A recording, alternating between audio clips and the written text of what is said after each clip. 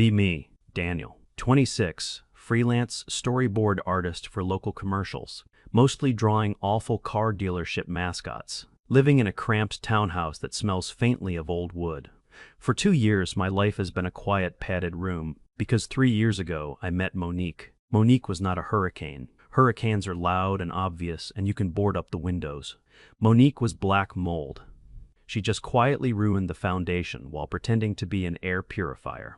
She would start an argument about how I folded the towels, and somehow, by the end of it, I was apologizing for my childhood. She didn't yell. She just looked at me like I was a disappointing stray dog. Eventually, she left me, said I didn't have enough drive.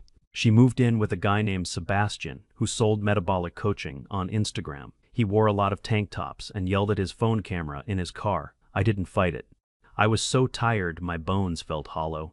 I spent 2 years doing nothing but drawing storyboards, buying groceries at off hours to avoid crowds, learning how to sit on my couch without feeling like I was doing something wrong. I bought a ficus plant. It died immediately. I kept the dead sticks in the pot for 6 months because I felt bad throwing it out. That was my emotional state. Finally, my buddy Robert came over. He looked at the dead stick in the dirt, looked at me in my sweatpants at 2 in the afternoon, told me I was turning into a sad ghost, forced me to download Tinder. I hated it immediately. Everyone was yelling through their pictures, jumping off boats, holding giant fish, drinking out of fish bowls in crowded clubs. I just wanted to go back to sleep. Then I saw Helene. Her main picture was her standing in a kitchen, wearing a giant green sweater that was swallowing her hands, holding a baking sheet with a completely charred loaf of bread on it. She was looking at the camera with this expression of profound defeat. No makeup, hair falling out of a messy clip. Her bio said she was a museum archivist, said she preferred quiet places and bad historical movies, said coffee was a safer bet than bars, because nobody yells in a coffee shop, unless they get the wrong milk.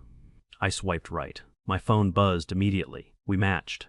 I stared at the screen for 10 minutes trying to think of a first message. I typed out, "Hey," deleted it. Typed out, "Do you always burn bread?" Deleted it because it sounded mean. Finally sent a message asking if the bread survived. She replied 3 minutes later, said the bread was currently being used as a doorstop.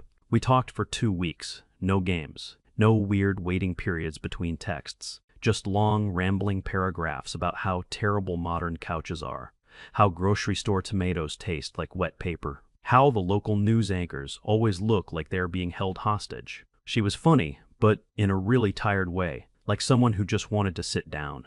I realized I was checking my phone constantly, smiling at my kitchen counter like an idiot. I finally asked if she wanted to meet, suggested the indoor botanical gardens downtown, neutral ground, lots of plants. Nobody expects you to be cool around a fern, she agreed enthusiastically, said she had a membership, but mostly just went to look at the moss. Thursday rolls around. I am sweating through my gray button-down shirt. I change into a flannel. Decide that looks like I am trying to chop wood. Change into a plain black t-shirt and my least ruined jacket.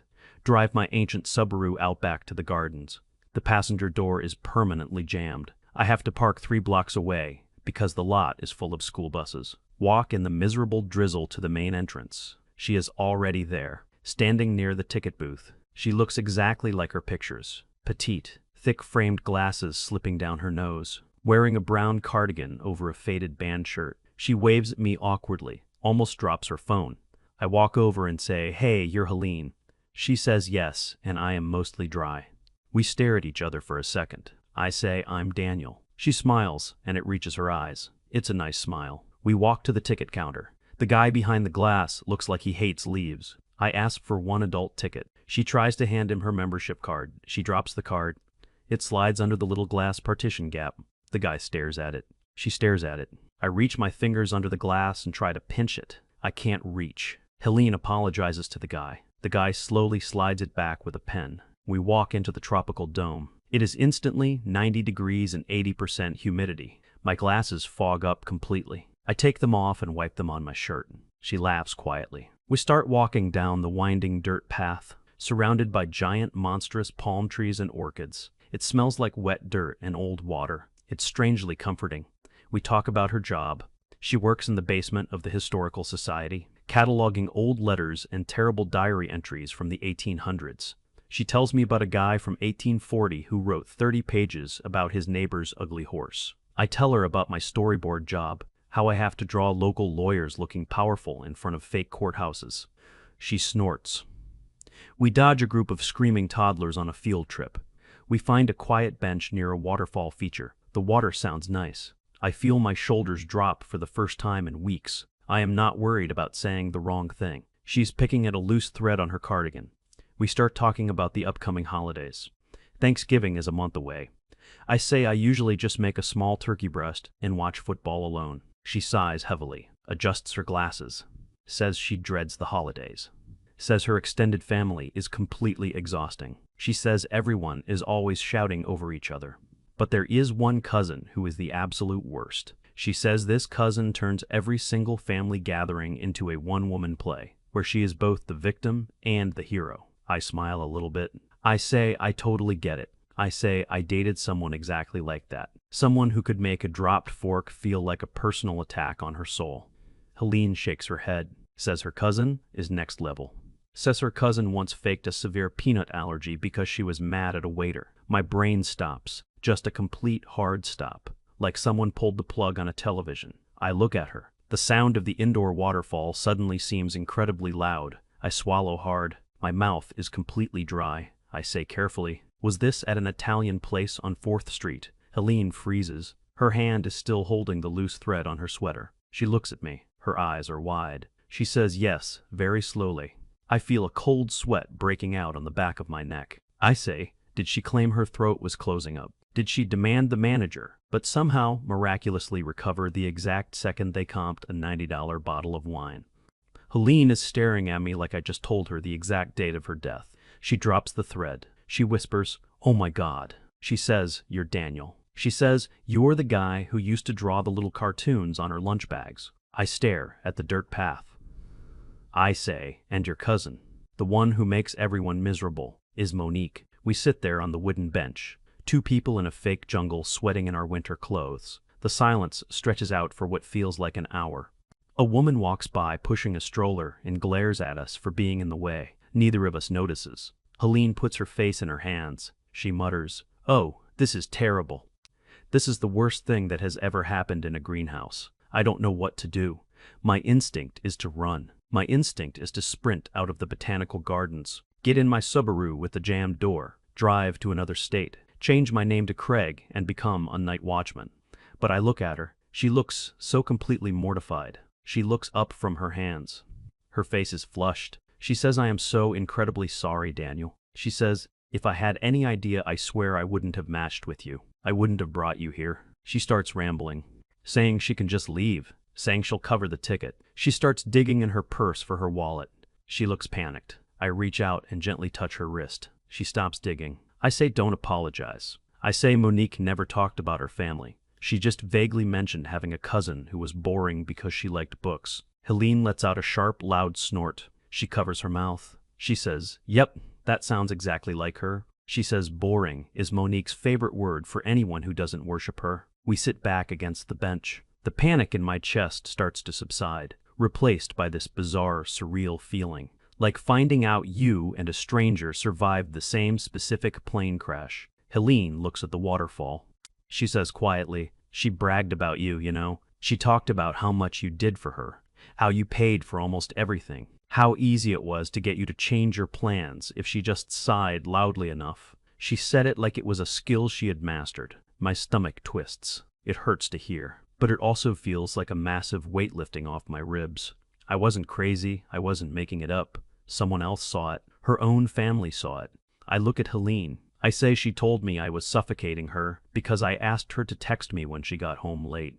Helene rolls her eyes hard. She says Monique literally keyed a guy's truck in college because he went to Denny's without her. I let out a laugh. A real, genuine, loud laugh. It echoes in the dome. A guy looking at a fern shushes me. I don't care. Helene smiles. The awkwardness is completely gone, replaced by the gritty reality of shared survival. She looks at me. She says so. What happens now? She says this is weird, right? This is objectively a very weird situation. I look at her messy hair, her glasses, the way she's nervously tapping her foot. I say I really don't want Monique to ruin another good thing in my life. I say I'm having a really nice time with you. But if this is too weird for you, I completely understand. Helene looks at her lap. She taps her fingers against her purse. She looks up at me with this completely deadpan, sincere face. She says I have a half-gallon of spiked apple cider in my fridge at home. She says we need to go somewhere quiet and process this entire nightmare like adults. I say I have a townhouse 10 minutes away, and I was planning to make baked ziti tonight. She stands up. She says, "Let's go buy cheese." We leave the botanical gardens. The walk back to my car is completely different. We are talking fast now, trading Monique horror stories like war medals. I tell her about the time Monique threw my favorite mug away because the color yellow gave her anxiety. Helene tells me about the time Monique wore a white gown to their aunt's wedding and claimed it was eggshell. We get to my car. I remember the passenger door is jammed. I wince. I say, "Hey, so my car is a piece of garbage. You have to get in through the driver's side and climb over the center console." Helene doesn't even blink. She says I respect a car that makes you work for it. She climbs awkwardly over the driver's seat. Her boot kicks the gear shift. She apologizes. She gets settled in the passenger seat. I get in. I start the car. The belt squeals loudly. We drive to the grocery store. We walk down the pasta aisle. We are debating which brand of ricotta cheese to buy. I say the store brand is fine. She looks at me like I just insulted her ancestors. She says store brand ricotta is just sad milk, Daniel. She says we are buying the good ricotta. We are traumatized adults, and we deserve the good ricotta. She throws the expensive plastic tub into the handbasket. We go to the self-checkout.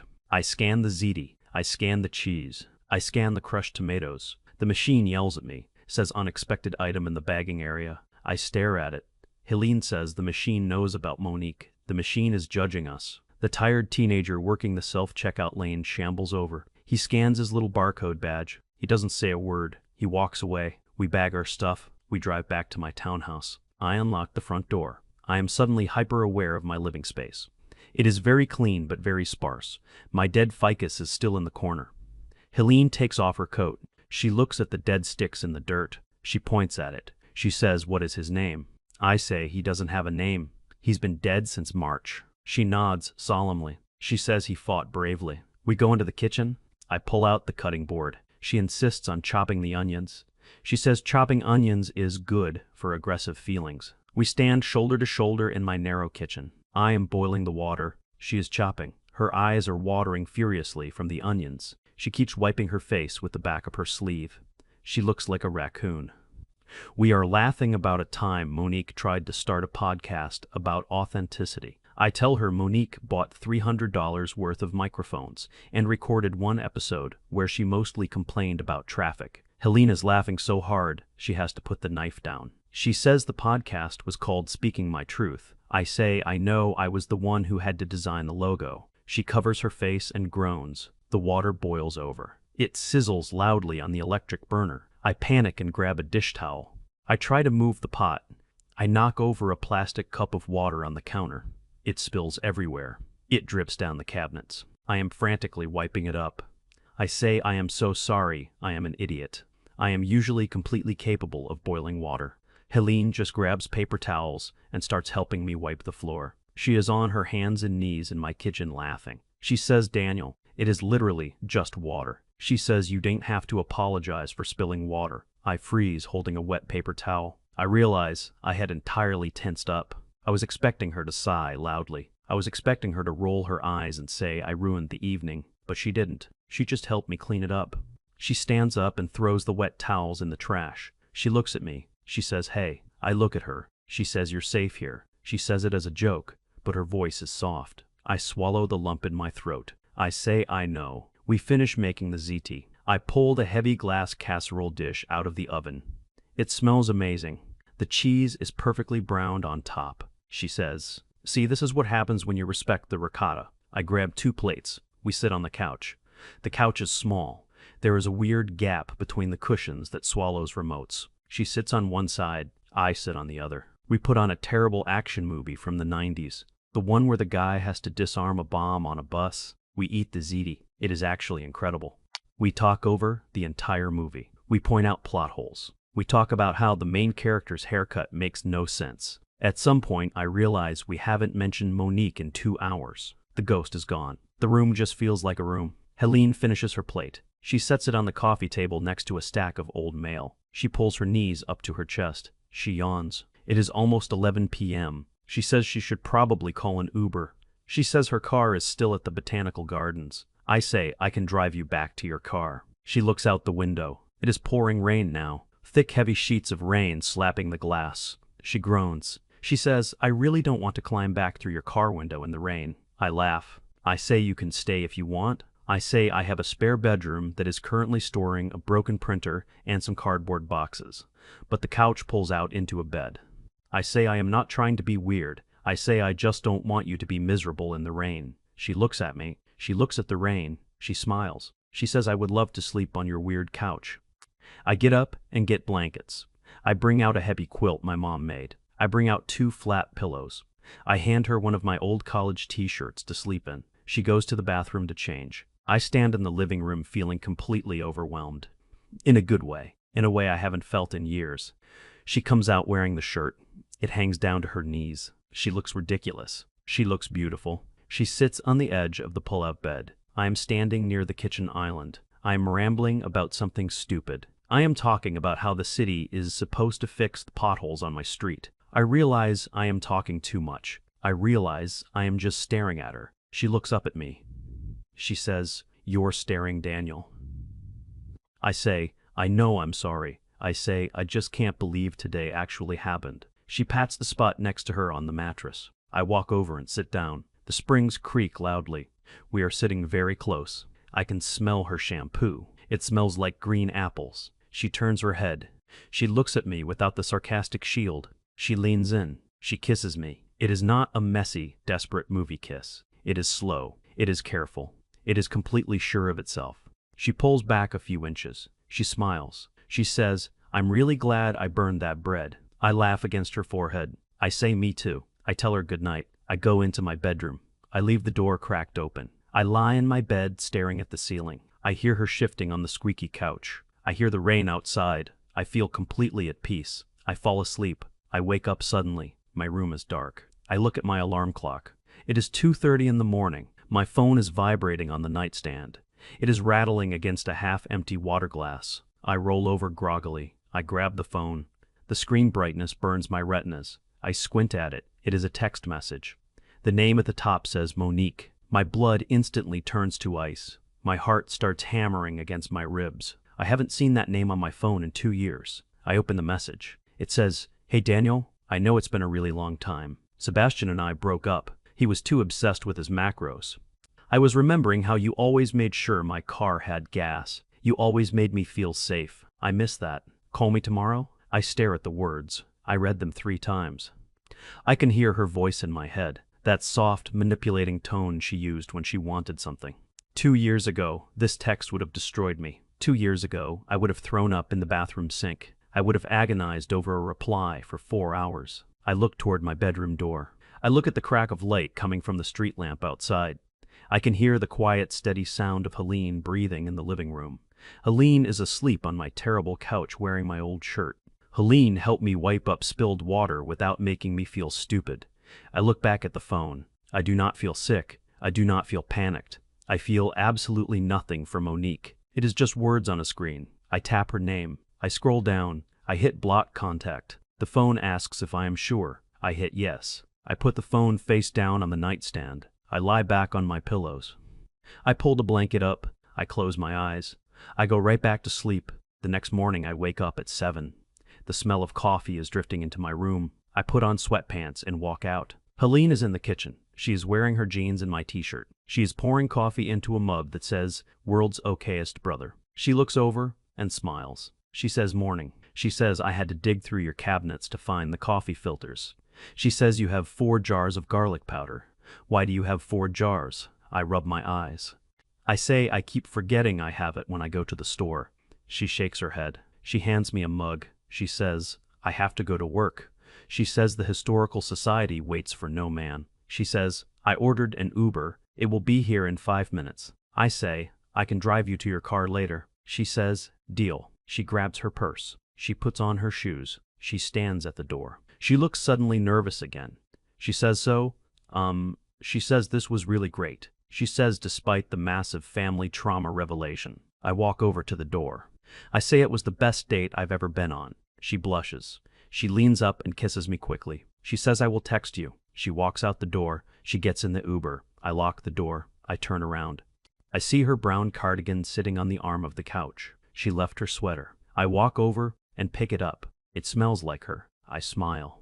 I decide I will take it to her at work during my lunch break. I spend the morning drawing a storyboard for a mattress warehouse commercial. The mascot is a giant talking pillow. I hate it.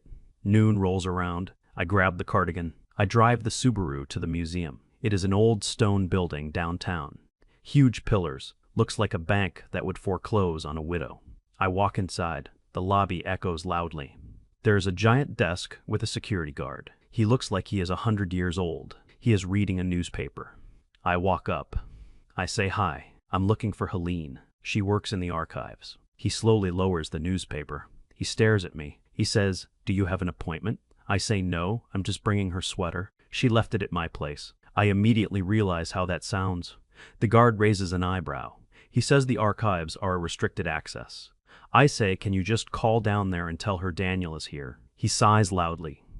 He picks up a heavy black desk phone. He dials a number. He waits. He says, "Helene, there is a young man here with your clothing." He hangs up. He points to a heavy wooden door near the elevators. He says she will come up those stairs. I stand near the door feeling like an idiot holding a brown cardigan. 5 minutes later, the door clicks open. Helene pokes her head out. She is wearing a white button-down shirt and has dust on her nose. She sees me and her face lights up. She steps out. She says, "Oh my God, I completely forgot my sweater." She says, "Thank you." We are standing awkwardly in the marble lobby. The security guard is definitely watching us. I say so. "Do you want to get lunch?" She says I can't. I have a massive backlog of Civil War shipping manifests to sort through. She says, "But I want to see you tonight."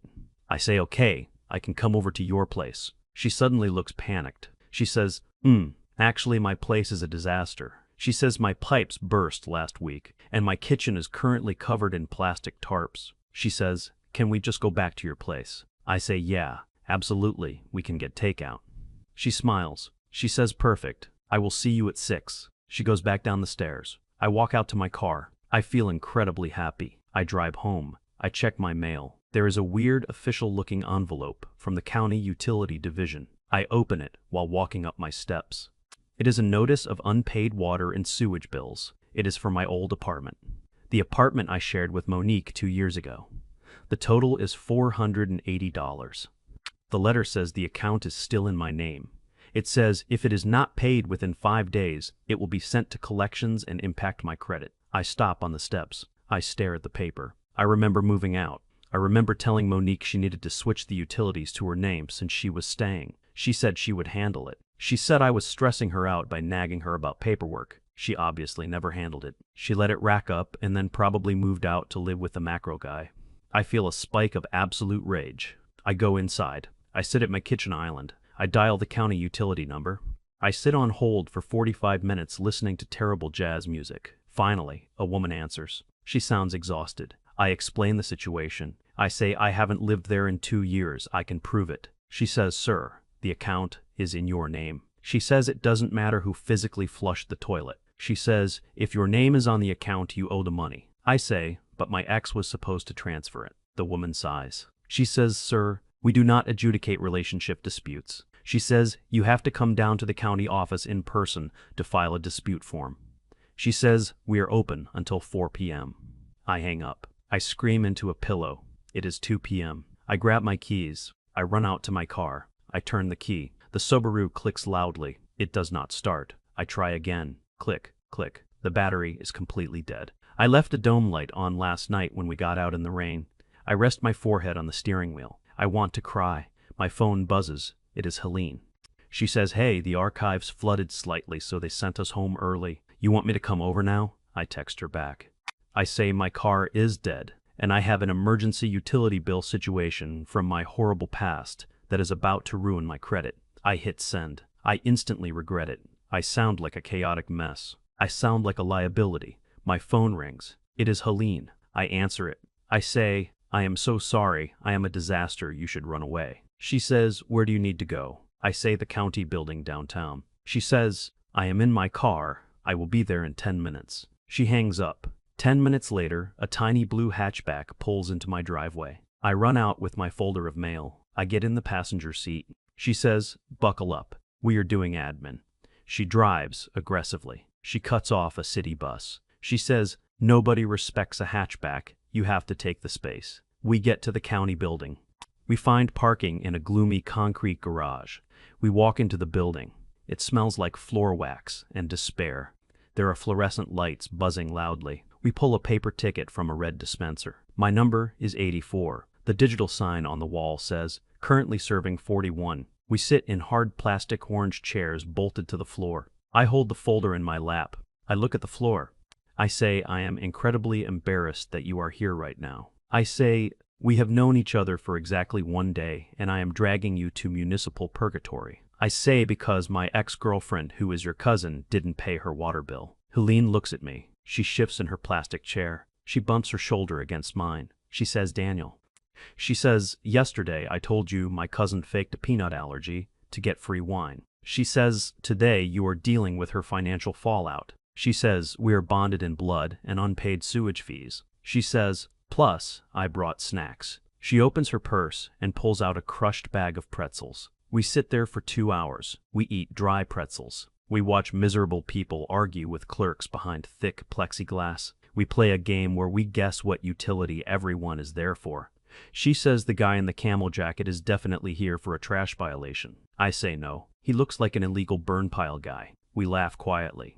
Finally, they call 84. I walk up to window 3. The clerk is the same exhausted woman I talked to on the phone. I slide the notice under the glass. I explain again. She prints out a stack of forms. She says you need a copy of your new lease proving you moved out 2 years ago. She says you need a notarized affidavit.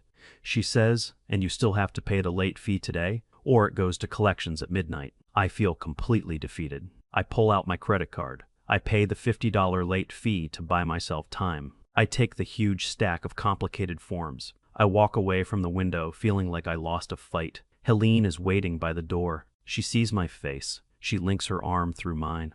She says, "Okay, that sucked." She says, "Let's go get tacos and margaritas." She says margaritas fix bureaucracy. We drive to a terrible loud Mexican restaurant near my house. The tables have sticky vinyl covers. We order a pitcher of margaritas. She pours me a glass. We clink glasses. I say to surviving the county building. She says to surviving Monique. We drink. We start talking about everything else. We talk about our families. I tell her my parents live in Florida and call me twice a year to ask if I know how to fix their iPad. She tells me her parents live 2 towns over and are incredibly overbearing. She says her mom means well but treats everyone like they are made of glass. Suddenly my phone buzzes on the table. It is a text from Robert. It says, "Hey man, Miriam and I are at the hardware store near your place. Coming over to check on the sad ghost." I panic. I say, "Oh no." Helene says, "What?" I say my friend Robert and his wife Miriam are heading to my townhouse right now. I say Robert is the one who made me download Tinder. I say he is going to ask a million questions. Helene takes a sip of her margarita. She says, "Tell them to come here." I say, "Are you sure?" I say Miriam has zero filter. She will interrogate you. Helene says, "Daniel, I catalog Civil War diaries for a living. I am not afraid of a wife named Miriam." I text Robert the address of the restaurant. 15 minutes later, Robert and Miriam walk in. Robert is a big guy with a beard wearing a flannel. Miriam is tiny and intensely energetic. They spot us. They walk over. Robert looks at Helene. Robert looks at me. His jaw physically drops. He points at me. He says, "You left your house." He says, "And you are sitting with a human woman."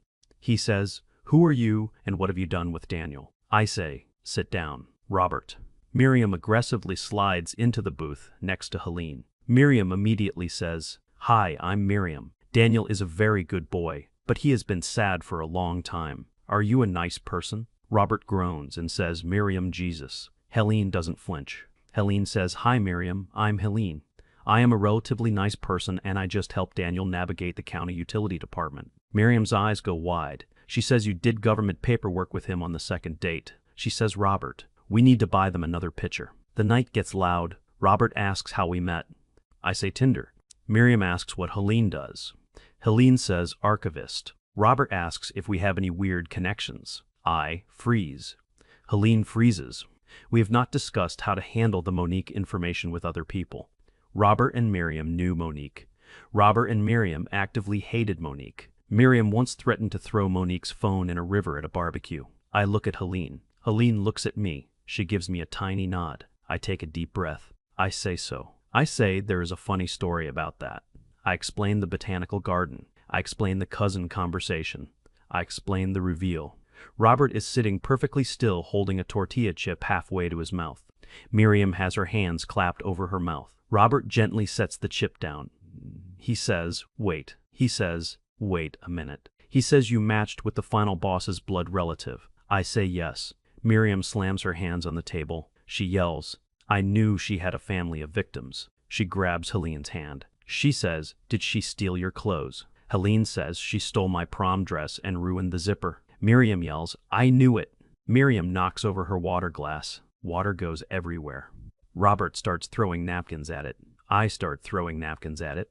Helene just laughs. She says it's fine. We are very good at cleaning up spilled water. She looks at me and winks. The dinner goes amazing. Miriam decides she would die for Helene. Robert pats me on the back so hard I almost choke on a churro. We leave the restaurant at 10 p.m. We get back to my townhouse. Robert and Miriam drive away honking their horn obnoxiously. Helene and I walk up to my front door. She says, your friends are intense. I say, I am so sorry. Miriam is a lot. She says, no, I like them. They are fiercely loyal to you. We go inside. I turn on the kitchen lights. She sets her purse on the counter. My phone buzzes in my pocket. I ignore it. It buzzes again. Helene's phone buzzes in her purse. She reaches in and looks at it. Her face drops. She says, it's my mom. She says, it's almost 11. Why is my mom calling? She answers it. She says, hi mom, is everything okay?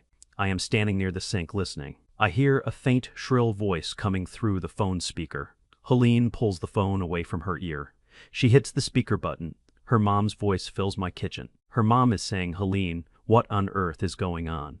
Her mom is saying, I just got a very strange phone call from your Aunt Lorraine. Helene closes her eyes. She pinches the bridge of her nose. She says, what did Aunt Lorraine say, Mom? Her mom says, Lorraine says, Monique called her, crying hysterically. Her mom says, Monique says you were dating her abusive ex-boyfriend to spite her. The silence in the kitchen is absolute. The refrigerator hums loudly. I feel the blood drain from my face. Abusive. Monique called me abusive. The floor feels like it is tilting. Helene's eyes snap open. She looks at me. She sees my face. She says into the phone, Mom, stop. Her mom keeps going. Her mom says, Monique says he was controlling and wouldn't let her see her friends. Her mom says Monique says you are doing this because you have always been jealous of her. Helene yells, Mom. I said stop. Her voice is loud and sharp. It startles me. The phone goes quiet. Helene says, Mom, listen to me very carefully. Helene says, Aunt Lorraine is a gossip, and Monique is a chronic liar. Helene says, Monique treated Daniel like garbage for 3 years, and now she is spinning a narrative because she realized she doesn't have him as a backup plan anymore. Her mom stammers. Her mom says, but Helene, she was crying. Helene says, yes. Ma Monique cries when it rains on a Tuesday. Helene says, I am hanging up now. We will talk about this tomorrow when you are not repeating Aunt Lorraine's nonsense. Helene hangs up the phone. She throws the phone on the counter. It clatters loudly. She turns to me. She walks over to me. I am leaning against the sink, gripping the edge of the counter. My knuckles are white. My chest is tight. I say I wasn't abusive. My voice is shaking. I say, I swear to God, Helene, I never stopped her from seeing anyone. I just asked her not to take my car without telling me. I say I paid her rent. I say I bought her groceries. I say I wasn't. Helene steps right into my space. She grabs both of my arms. Her grip is shockingly strong. She looks directly into my eyes. She says, Daniel? She says, stop. She says, I know. She says, I know exactly who she is, and I know exactly who you are. She says you let me sleep on your terrible couch because it was raining. She says you apologized for spilling water. She says you spent 2 hours in a municipal building today to pay a bill she abandoned. She says you are not the villain in this story. She says she is just flailing because you finally closed the door. She steps closer and wraps her arms around me. She hugs me tight. She buries her face in my chest. I slowly wrap my arms around her. I bury my face in her hair. My hands are shaking. I hold on to her like a raft. We stand in the kitchen for a long time. The refrigerator stops humming. The house is completely quiet. I take a deep, shaky breath. The tightness in my chest finally breaks. It breaks completely. I feel a tear slide down my cheek. I don't try to hide it. I just hold her. Eventually, she pulls back. She looks up at me. She wipes my cheek with her thumb. She tries to smile. She says, "Well, Thanksgiving is going to be absolutely radioactive." I let out a choked laugh. I say we don't have to go. I say we can just stay here and eat the rest of the baked ziti. She shakes her head. She says no. She says we are going. She says we are going to walk into my aunt's house holding hands. She says we are going to bring a very dry, very terrible store-bought pie. She says, and we are going to sit at the table and watch Monique short circuit. I stare at her. She is wearing my old t-shirt. Her glasses are crooked. She looks terrifyingly determined. I say you are entirely too brave for me. She says no. I am just extremely petty when it comes to historical wrongs. She steps back. She picks up her phone. She says, I am going to text my mom and tell her to put us down for a +1. She starts typing furiously. I watch her. I look around my kitchen. There are empty grocery bags on the counter. There is a stack of utility paperwork next to the sink. There is a wet spot on the floor we missed. My life is suddenly incredibly messy. It is full of loud friends and angry aunts and bureaucratic nightmares. And I don't want to go back to the quiet padded room. I don't want the dead stick in the dirt anymore. I walk over to the trash can. I pull the dead ficus pot out of the corner. I carry it to the door. I set it outside on the porch. Helene looks up from her phone. She says, "What are you doing?" I say, "Clearing space." I walk back over to her. She puts her phone down. She smiles. She points to the couch. She says, "Are we watching another terrible movie?" I say, "Yes, we are watching the sequel to the bus bomb movie." We sit on the couch. She pulls the quilt over us. She leans her head on my shoulder. I hit play on the remote. I put the remote down on the coffee table.